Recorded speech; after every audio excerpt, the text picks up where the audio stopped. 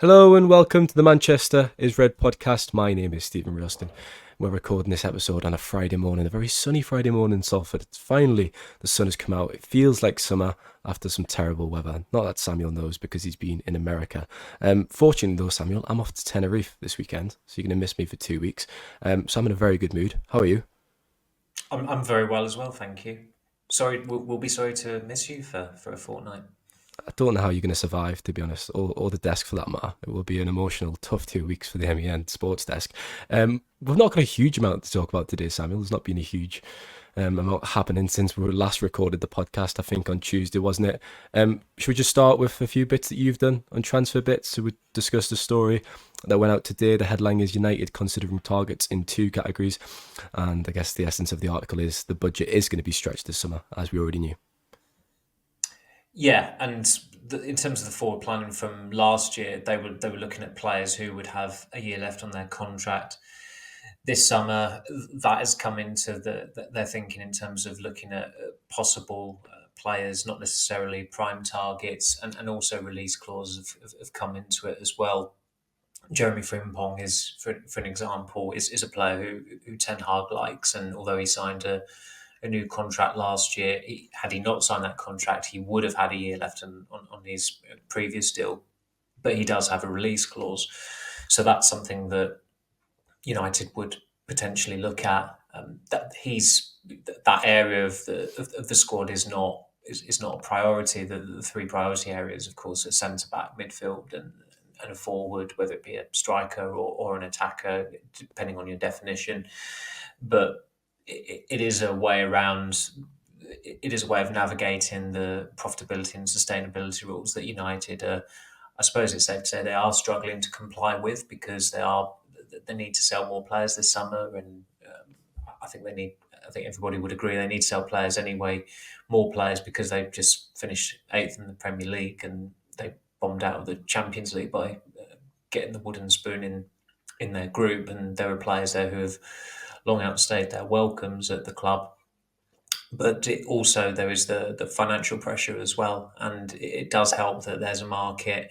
It looks like for Mason Greenwood and to a lesser extent, as it stands, Jadon Sancho. But I don't expect Jadon Sancho to be in the United squad next season. I don't think anybody does. Any lingering hope that there might have been of him sticking around next season when it was confirmed that Ten Hag would be staying. Mason Greenwood won't play for United again either, and there is a market for him as was discussed earlier in the week with those two players. There is a possibility that they could generate something like 60 million, 70 million if they were to sell both of them. I suppose with Sancho and the Dortmund connection there, Dortmund can't afford his wages, and he's referred to Dortmund as home, but I don't necessarily think he would deem them as much for home if they were to offer him a reduced salary. So there's got to be a way around that, potentially maybe another loan deal with an obligation to buy at the end of it. But going off the PSR rules, United I think spent the fee for Sancho was £72.9 million. So he's 3 years into his contract now, and going off that fee, the magic number is something like £28 million in terms of an asking price.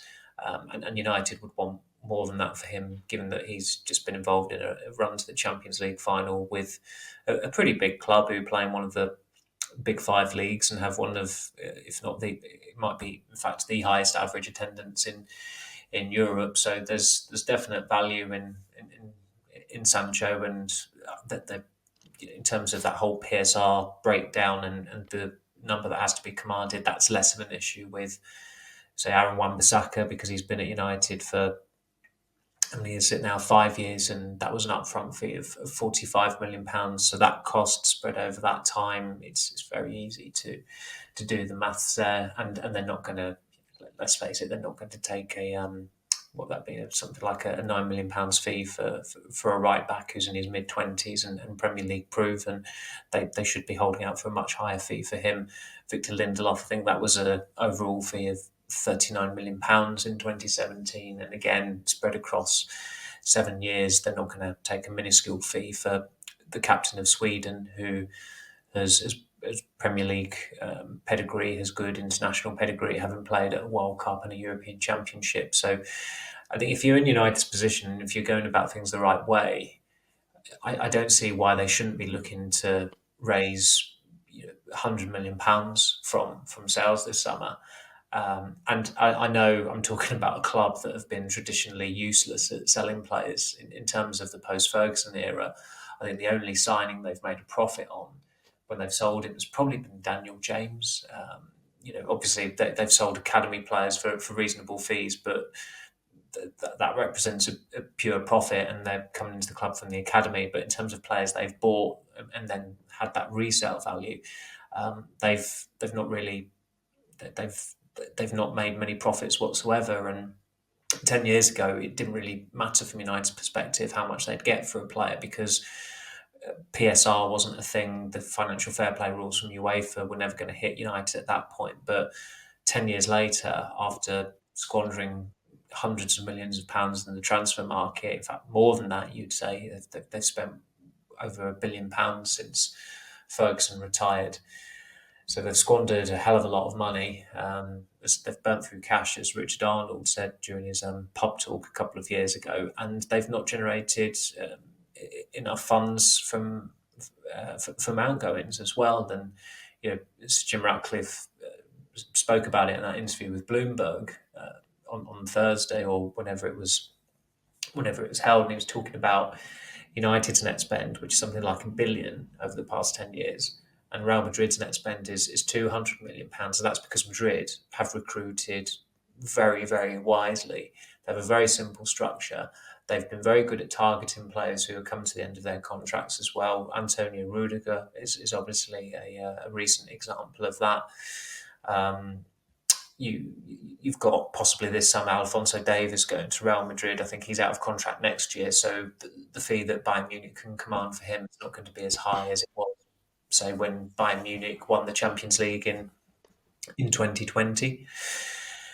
And apart from Jude Bellingham, and I suppose Aurelien Tchouameni, because there was quite a bit of money paid for him, and okay, they've spent the best part of £200 million on two midfielders there, but the costs of those players are offset by the £42 million they negotiated for Rafael Varane, and 60 million rising to 70 million for Casemiro. They've done exceptional work in the market in the last 5 years, really since that summer of 2019, where they did get it wrong with a couple of players, most infamously Eden Hazard. But yet you've still got Eden Militao, I think, came in that summer. He came off the bench in the Champions League final. Ferland Mendy came in that summer. He obviously is their starting left back. Their recruitment has just been excellent, and of course this summer, a more recent example than Rudiger is Kylian Mbappe, who will cost an absolute bomb in terms of signing on fee, image rights, bonuses, salary, etc. But in the end, they've signed one of the best players in the world, possibly the best player in the world, without having to pay a transfer fee. And they were clearly prepared to pay a transfer fee for him in the past. So Ratcliffe was talking almost reverentially about Real Madrid, and that's the way Manchester United should act, because I think for too long they were actually far too arrogant, thinking they were a bigger club than Real Madrid, and that that they were possibly more attractive than Real Madrid because of the odd coup in the transfer market, whether it was, I don't know, keeping David De Gea or signing Paul Pogba in 2016. But more for them, Madrid have been extraordinarily successful over the last 10 years, and they probably don't get enough credit in terms of the way they've assembled their squad. And as Mourinho noted during his punditry stint for the Champions League final, it's a very simple structure. It's Florentino Perez, it's the chief scout, and I think it's I can't remember his name. Mourinho mentioned his name. I know who you mean. I can picture his face. Yeah, I can as well. Another administrator, and that's it. And it does kind of make a mockery of Chelsea having multiple technical directors, multiple directors of football, and whatnot, and just feeling the need to have multiple figures in a structure. But Real Madrid are Real Madrid. They're never going to struggle to attract the best players in the world. Yeah, I think he was celebrating with the players on the pitch actually after the Champions League success. I can't remember his name either. It might have been Tony Cruz or Luka Modric who posted him on social media as well. So he's clearly appreciated by the players, the work he's done behind the scenes at Real Madrid. I think the limited budget really does highlight the need for Jose Angel sales. And when you look at Sanchez, that's it. Jose Angel very well Sanchez. pronounced as well. Mason Greenwood and Jadon Sancho, you'd hope they could at least raise 30 million for them each, as you've said. And then when you look at the players who've entered the final year of their contracts, it's going to be really fascinating to see how much United can raise for those players, really. I mean, you mentioned Aaron Wan-Bissaka there. There was reports in Italy suggesting he might be available for £15 million, but that would just be an absolute steal, wouldn't it, for a Premier League proven right back in Aaron Wan-Bissaka. Victor Lindelof, there's reports suggesting Fenerbahce could be interested. Of course, Jose Mourinho has just been appointed in Turkey, which will be interesting to see that unfold this season. And he signed Lindelof in 2017. You've got Handball Medjugorje as well, Samuel, who had the extension in his contract that triggered in December. And it's interesting with Hannibal because for all his quality, and I do actually quite rate him quite highly, but in the final third, he just doesn't really have that cutting edge, does he? And I think that's the criticism we kind of give him in the autumn, heading into the winter, and kind of why he fell out of favour with Eric Ten Hag. But I still think there's a player in there, and I think if you could sign him for 20 million, I think he's still got quite a bit of potential.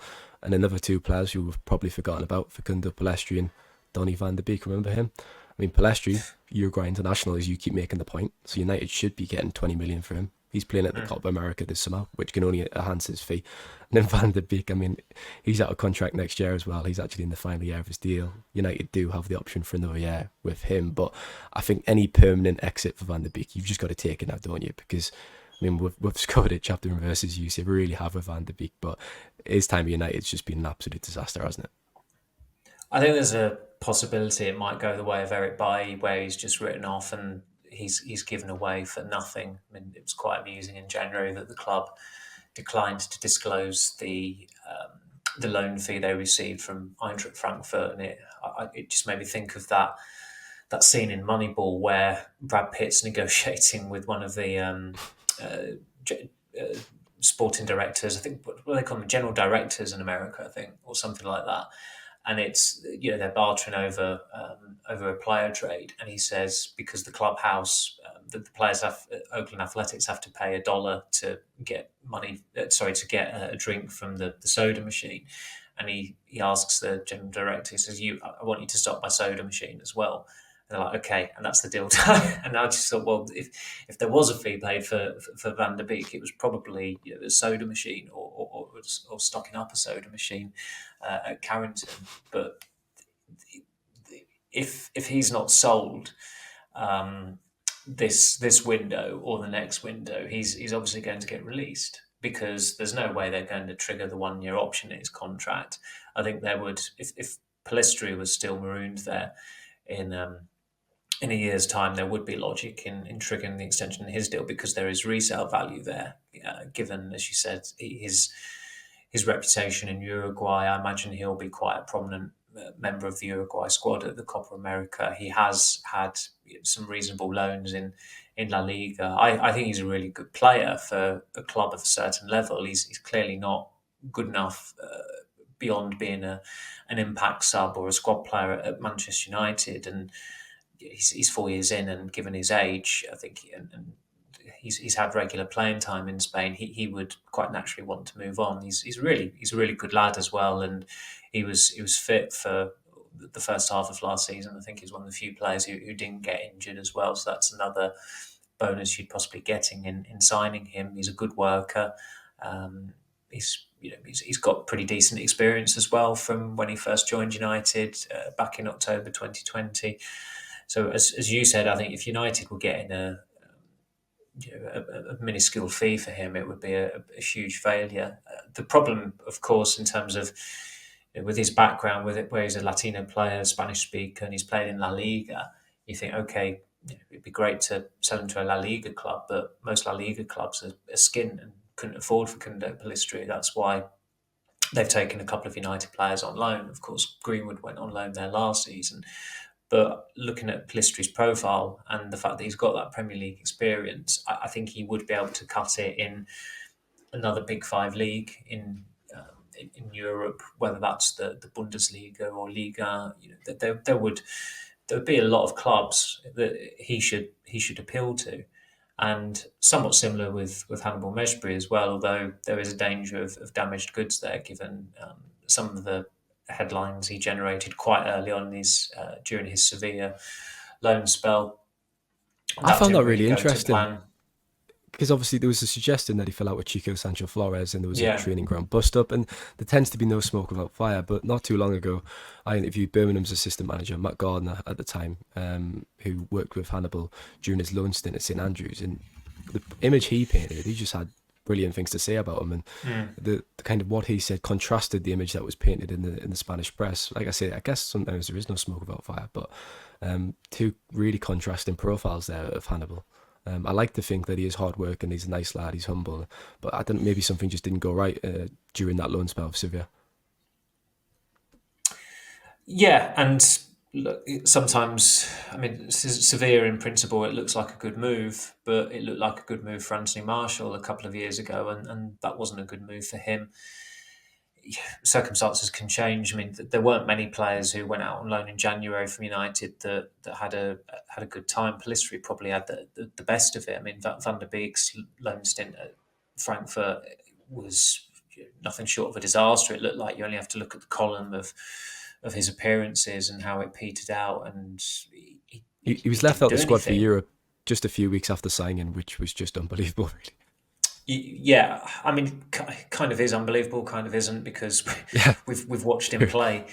Um, but that can happen. I mean, with Ahmad, it was the opposite effect in that he joined Sunderland when Alex Neil was manager. Alex Neil was moved from Sunderland to Stoke, I think, at the end of August. Tony Mowbray came in, and Ahmad was brilliant under Tony Mowbray. And I think a lot of United fans might have looked at Sunderland hiring an old school English manager who played for Ipswich nearly 30 years ago, whatever it was, and thought, oh God, that's not going to go well. But Tony Mowbray actually has a very good reputation as preaching attacking football, and also preaching attacking football at championship level, as he had done with Blackburn and West Brom. And Ahmad was brilliant for Sunderland, and he should have had more starts for United last season. But fortunately, he had a very encouraging run in. And I think, unlike this time last year when it felt like he was going into pre-season on trial, I don't think that's the case this time. You'd absolutely want, if you're a United fan, going into games next season, he's one name that you'd want to see on the team sheet, whether it's among the starters or the substitutes. But Mejbri did have his chance early last season with probably 3 or 4 starts, wasn't it? And he had the start against Burnley, I think Galatasaray in the Champions League as well, maybe one or two others. And unfortunately for him, as a playmaker, when he got the ball, he didn't do an awful lot with it in the final third. He was full of energy. He obviously got a good goal against Brighton, but as a starter, like Pellistri, he didn't pass his auditions, and he had more than one audition as well. And sometimes that's the acid test that can um, you can either close the chapter and turn the page on your career, or you close the book on your United career. And I think in the case of Pellistri and Mejbri, those starts, they effectively closed the books on their United careers. And now it's a case of balancing the books for the club and getting good fees for two players who have still got pretty high ceilings and have got good pedigree in terms of their background and their experience at international level and at club level as well. Yeah, it's Hannibal's final ball, isn't it? I think his pressing's really, really good. He gives United that kind of edge from the front, but in terms of actually his product in the final third, goals and assists, he lacks for number 10. You need to do better, don't you? Especially if you're going to start for United in that position. We've kind of highlighted how important sales are for incomings, and United do want a striker, which is essential, really, when you look at Rasmus Højlund last season. He was left to kind of fend on his own and almost single-handedly shoulder the burden of finding the back of the net. So they really do need to sign a forward. I've been arguing for a while. I think they need to get quite creative in the market because they can't afford a multi-million pound player beyond maybe 45, 50 million. You just can't see that happening. I know Jonathan David's been linked. Joshua Zirkzee, there's some interest in that Bologna forward, who's had a bit of a promising profile last season as he fired them to, I think, a fourth place finish in Serie A, which was really impressive. They qualified for the Champions League. However, Sammy, you mentioned someone on a podcast who I quite like the idea of, Nicholas Füllkrug from Borussia Dortmund. The more I've thought about it and the more I've watched them play, I think you said it around 2 months ago, I just love how he's an old school centre forward. He's quite a traditional number 9. He's quite a beast, isn't he? You see that player coming on for Hungary. It was Adam, I think Martin Adam. Do you know Yeah, who I mean? That big, the I big do. hungry striker. It looked like Fulcrum's a the bit. Hungarian the Hungarian John Parkin. He looked like, didn't he? He's quite a unit. His build is phenomenal. It's amazing. Fulcrum's definitely leaner than that, but you know what I mean. He's kind of built in the same mold. And I think in the early 2010s, it looked like the traditional number 9 was going to be destined for extinction. But they've come back. They're back in fashion, and I think Fulcrum would be a decent shout to play a backup role to Rasmus Højlund. What do you think? Well, you know what I think. I have mentioned him before, and Rodrigo also wrote Muniz as well. I'm the founder of yeah, his yeah. fan club. Me and you agree I about actually him.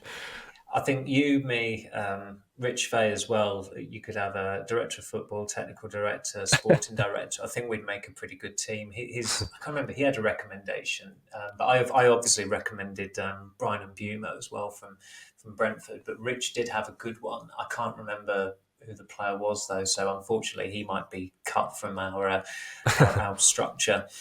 But with Fulkrug, he just makes sense to me in that you could negotiate. You'd be negotiating directly with Dortmund, who want Sancho.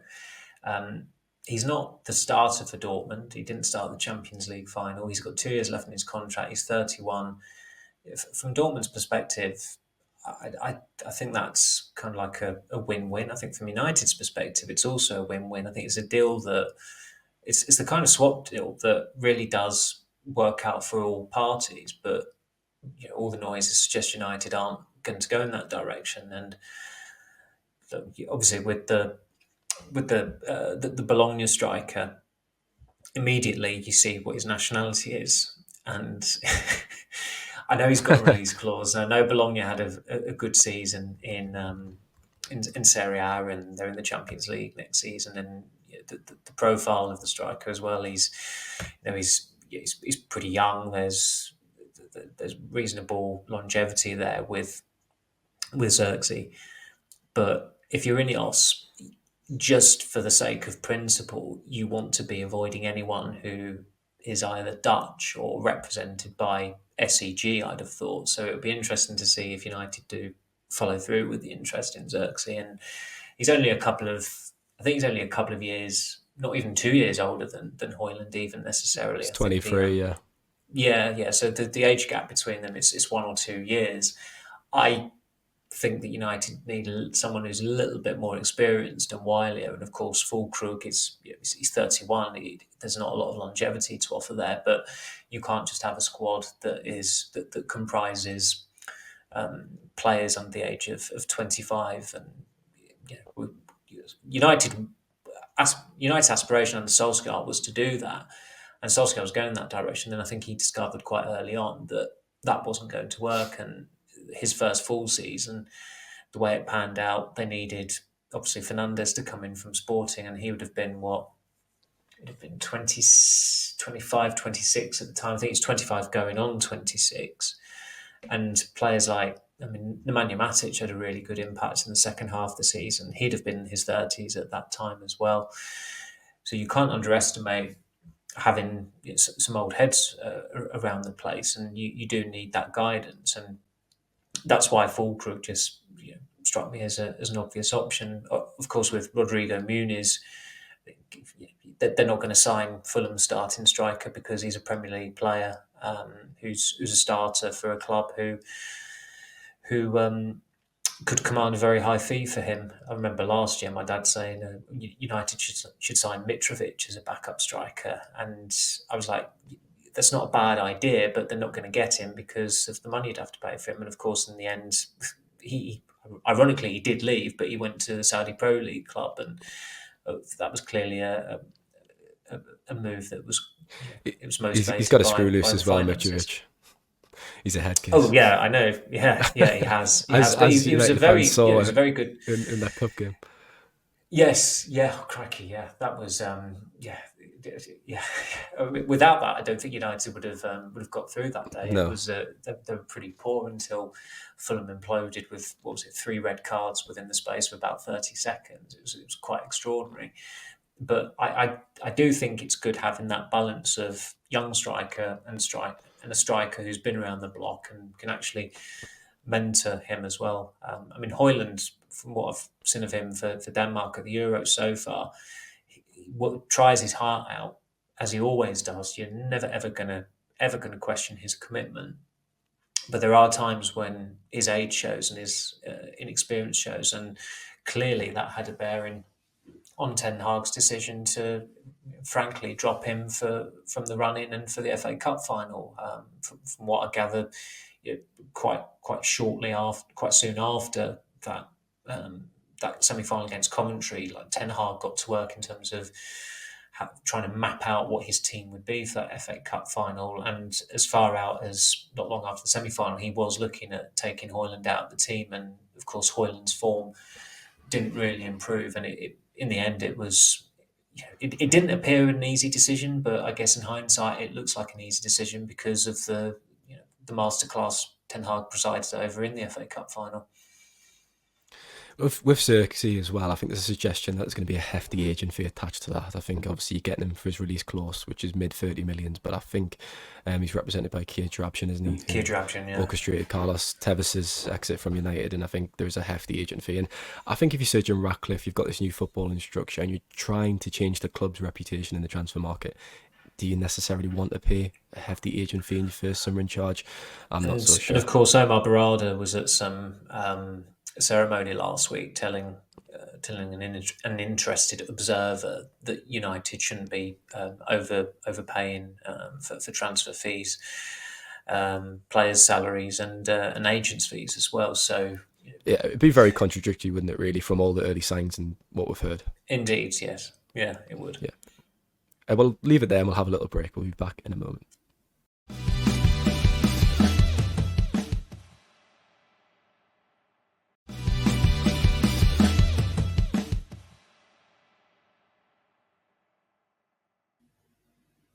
Welcome back to the second part of the Manchester's Red podcast. Now, as Samuel alluded to in the first part, we're actually going to talk about Sir Jim Ratcliffe's comments in his interview with Bloomberg, because it was quite interesting earlier this week. I think, was it Wednesday, Thursday? It's Friday now, but all the days just blend into one, I think. I'm in holiday mode, Samuel. You'll not blame us for that. But there's some really interesting quotes coming out. I think nothing particularly new from Ratcliffe. He's kind of said this stuff before.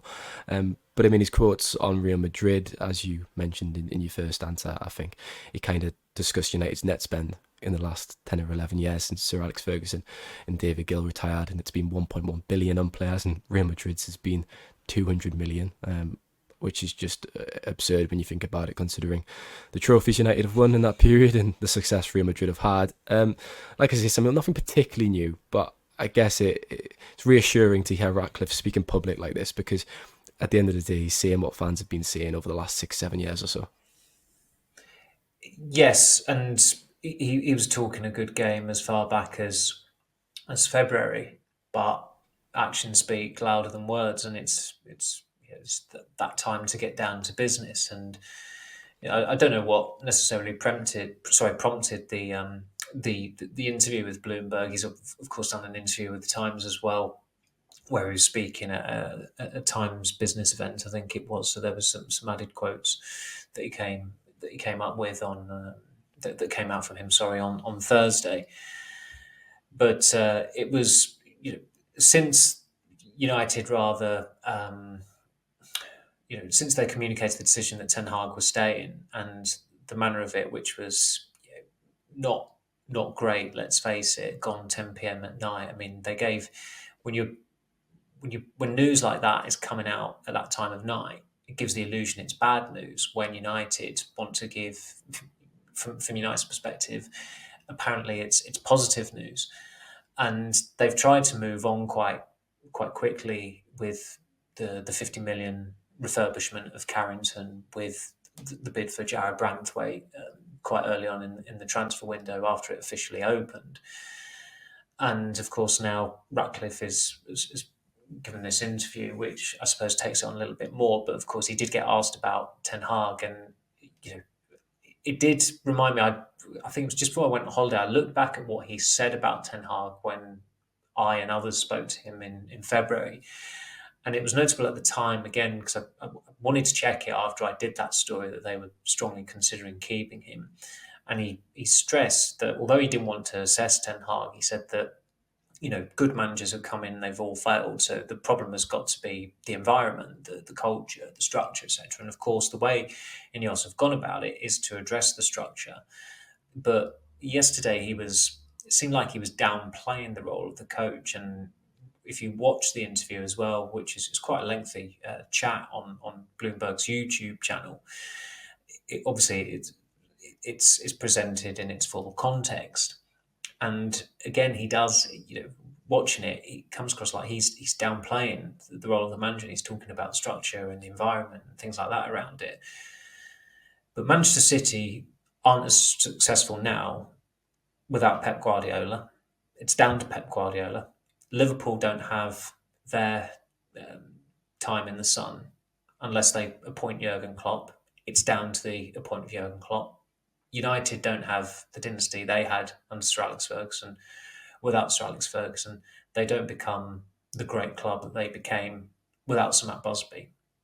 The manager, the head coach, whatever you want to call it, you can downplay the role all you like. You can try and reinvent the wheel all you like with all these buzz phrases and these technical director, sporting director, whatever. But the manager is the one who's going to have the biggest bearing on whether the team is successful or not. That has always been the case in football, going back 100 odd years, and it's not changing now, as we've seen with City. They've won 4 titles in a row. And why is that? It's because they've got the coach of the century. Porto and Inter Milan were nowhere near the favourites to win the Champions League in 2004 and 2010. The biggest reason they won it was because Jose Mourinho was their manager. The reason why Manchester United kept on scoring late goals under Sir Alex Ferguson was because of the mentality Sir Alex Ferguson imbued in that team and that squad and in those players. So I think Ratcliffe is, when he talks at times, and we know how close he is with Sir Dave Brailsford, but it feels like Brailsford's really got his claws into him and he's completely reprogrammed him. And Ratcliffe's outlook on sport, he's almost become, even though he is Sir Dave Brailsford's master, it's almost like Ratcliffe is his master's voice of Dave Brailsford. It's quite strange, and Brailsford he's barely said anything since he was named on the United board back in December. And they can, as I said, you can try and reinvent the wheel, but ultimately you've got to have a manager that you believe in, that the supporters can believe in, and that there's a credible chance of being successful under that manager. And for Manchester United's success is to win the title, and that's what it has to come down to. And the irony, of course, of him almost downplaying the role of the head coach, saying it's not as, I can't remember the exact phrase of it. I think he said like every day Joe in the streets thinks it's all about the manager, like in Sir Alex. Yeah, he said the coach isn't the coach isn't the central issue at Manchester United. Well, if that's the case, why did they spend weeks, months looking high and wide for a manager who was going to be an upgrade on Ten Hag? Why were they planning on sacking Ten Hag for weeks or months? It was the central issue. It was towards the end of the season. It was at the end of the season during that. Frankly, pointless end of season review, because the conclusions they drew from it, everyone had concluded long before then. I'm not talking about us as journalists. I'm not talking about people within the club. Supporters drew those conclusions. Anyone could have drawn those conclusions. They were pretty obvious, and essentially they lost their nerve in terms of they couldn't follow through with the sacking. And I get that. I think there were 2 reasons why they've kept him mainly, which are that, strangely enough, even though there are new power brokers in, there is still a power vacuum at United, because there's not a chief executive officially on a permanent basis yet, of course, because Omar Barada is still not in, and there's not a sporting director because they've not made any headway with Newcastle over Dan Ashworth. And were United really going to get the guy who was the director of football at Southampton a couple of months ago to make the decision to change manager and go and headhunt for a new manager? And were they going to get a guy whose wheelhouse is cycling to make that decision as well.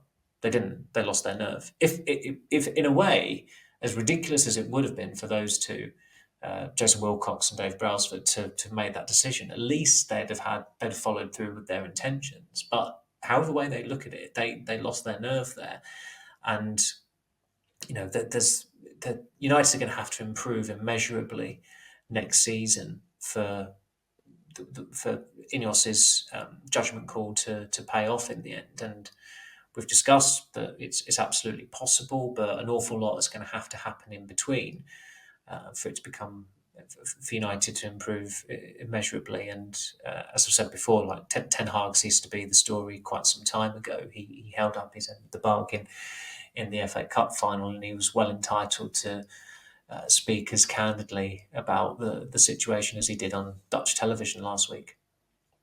I mean, realistically, how long is it going to take for United to challenge at the top again? Yeah, we always seem to have this conversation every 3 years, don't we? When they change manager, or every 2 years, 5 years, Samuel, depending if they get. Well, this is the other problem, that Ratcliffe has said they need 2 or 3 transfer windows. Now that Brian's Gun Twitter account, it could and should do a clip of pundits saying Man United need 2 or 3 transfer windows, because you wouldn't struggle to find clips of pundits, reporters, whoever, saying that over the last 10 years. Mourinho needed 2 or 3 transfer windows. He had 3. Solskjaer needed 2 or 3 transfer windows. He had 3. The current manager is into his 3rd transfer window.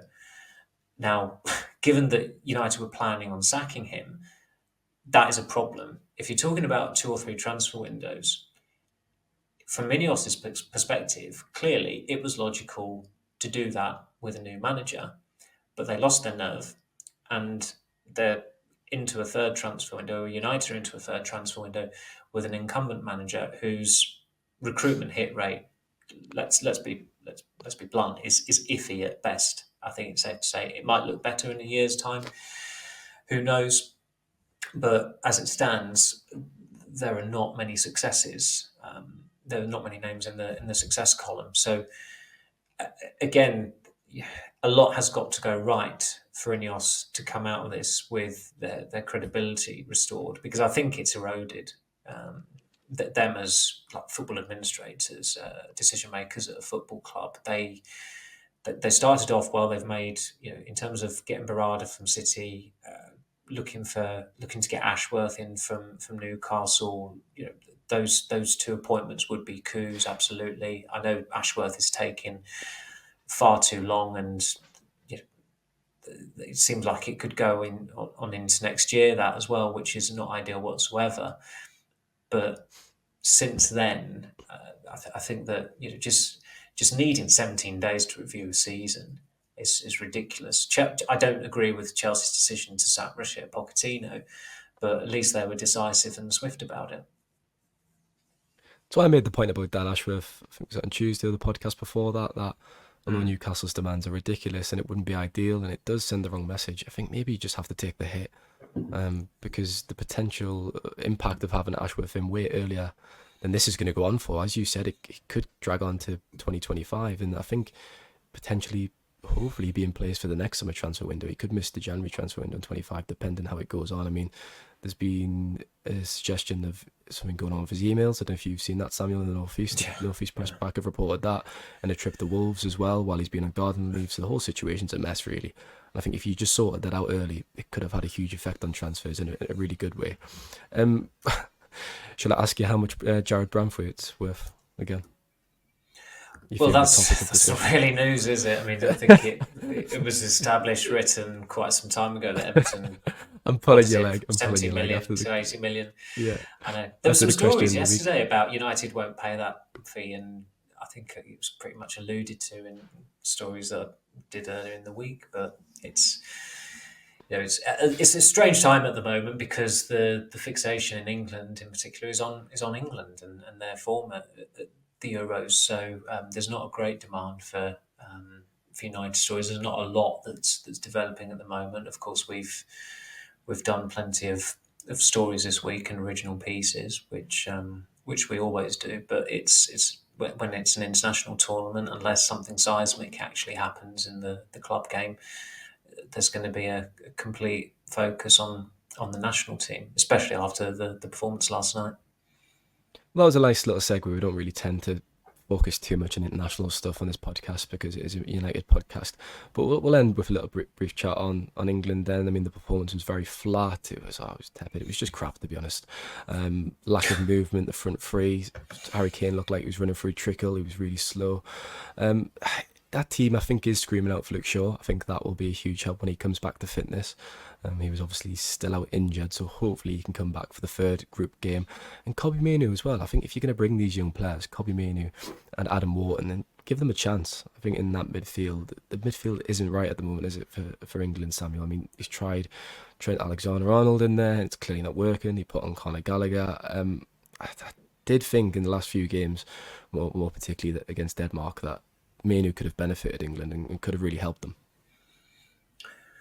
Well, I thought there was a gross overreaction to the win over Serbia, and look, we're obviously covering United. We're I suppose we're part of what some of the club would deem an overreaction. I'd say otherwise, but we're experienced in terms of being involved in those. When the dust is yet to settle and when it has settled, how you respond to a team's performance that you're covering. And I did think that although there was an overreaction to England's opening game, it wasn't a performance that warranted an unchanged team. And Trent Alexander-Arnold is not a midfielder. And it's just strange that, I mean, Gareth Southgate, for a guy who's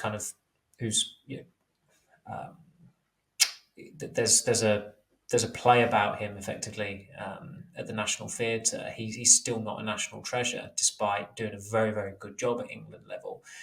And that's because he still struggles to get a really good performance out of an extraordinarily talented squad that has got 5 or 6 world-class players in it.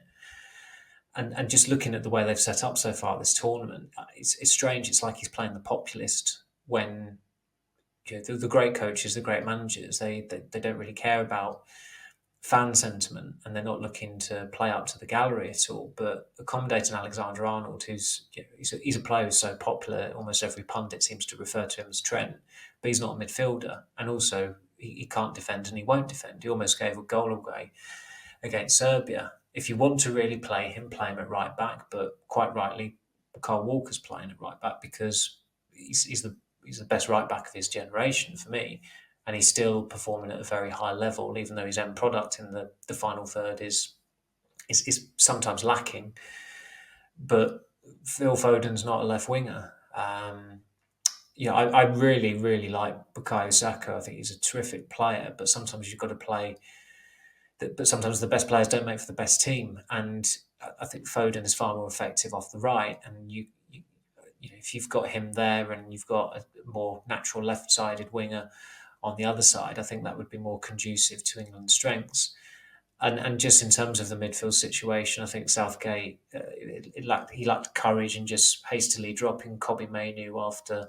I mean, obviously I didn't watch the Iceland game; I was on holiday, but I saw the goal, and as far as I could tell, the guy responsible for the defeat was the backup goalkeeper who let one in at his near post and was never actually going to start at the Euros. So it seemed like that was a knee-jerk decision by Southgate. And the fact that he's confirmed it's an experiment with Alexander-Arnold at a major tournament, you have to question his judgment. And then the quote about Calvin Phillips afterwards was just was downright bizarre. I mean, this was a guy who he was effectively usurped at City by 2 England internationals, John Stones, who's gone into midfield every now and then, and Rico Lewis, who's gone into midfield every now and then. Stones at the moment, with 3 lines on his chest, looks tamed, and Rico Lewis, of course, isn't in the England squad. So it's hardly a hardship for Southgate. And look, we're only 2 games into the tournament, and there's still every chance that England are going to be slow burners, and they could build momentum and still go all the way because of the quality in their squad. But my gut instinct all along with Southgate, and I've said this years ago as well, is that I think England have got the players to win a major tournament, but I don't think they've got the manager to do it. But it's kind of almost typifies the England mentality, the psyche, that the manner in which they went out to France at the last World Cup. It was, oh yeah, actually, we played really well. We were unlucky. I mean, I've heard Ty say Samuel, they that did. England They are the did. best team at It's the true. tournament, and it was a And they're world not the class best team at goal the from tournament. I disagree with that. Tchouameni, which it But wasn't. come on, Jordan Pickford should have Harry saved Kane. it. How often does They Harry didn't. Kane miss a penalty? But he missed a penalty. they didn't go Yeah, but through. you can't account for that as a manager. That's just variance. That's just part of the No, game. That's just bad luck. no, As a manager, you can't absolutely do you anything can't. about that. No, you can't. There's no guarantee that England would have got past Morocco in the semi-finals either, or necessarily beaten Argentina if they'd got to the final. Like their performance level in the tournament was good. I agree. I thought there was an overreaction to the USA draw. I thought they were just playing the percentages there, and they'd had the momentum from the opening win against Iran when they won. Was it 6-2? Wasn't it? It was a pretty astonishing victory. I know England are expected to beat Iran, but not necessarily by that scoreline. And they were coming up quite nicely in that tournament until, of course, they went out to France. But it was still a quarterfinal.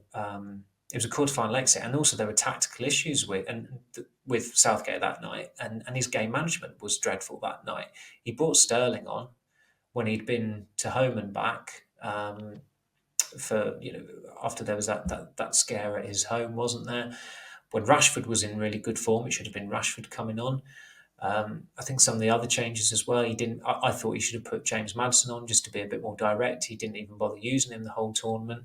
So there were still issues. I can't remember the other specifics of it, but there were still issues from that exit. There were clear issues from the way they just ceded dominance against Croatia and Italy in 2018 and 2021, where they'd take an early lead and then they tried to hold it out. I mean, the notion that Southgate could ever be a credible candidate to take over at United is just it is mind blowing. If you've, I mean, the prospect of a guy who used to be a cycling team principal hiring the guy who the last time he managed in club football, Gabriel Oberton, hadn't made his debut for Manchester United, never mind Newcastle United. It's something that you think you'd read in one of those satirical stories in Private Eye towards the end of the issue. At the back of it, Southgate, as I've said, he's done a very good job at England. He's cultivated a harmonious environment, reconnected the national team with the supporters. They've had good tournament performances. But that style is conducive to international management. United should never ever touch him with a barge pole. And I suppose the upside of England not doing well potentially at this tournament is that there's no way Ineos, as much as they might like the fact that he wears that energy ring or whatever the hell it is, because Dave Brailsford likes it possibly, they wouldn't be able to justify doing it. And as you said in one of the podcasts the other week that I listened to, that there would be absolute uproar from the supporters if United dared appoint Gareth Southgate as their manager. I wonder if he regrets not taking Marcus Rashford on form. Really doesn't deserve to go to Germany. But when you look at those substitutions that he made, which were quite bold to be fair, because he made three at the same time. But Eze, Bowen, and who's the third coming on? Can't remember last night.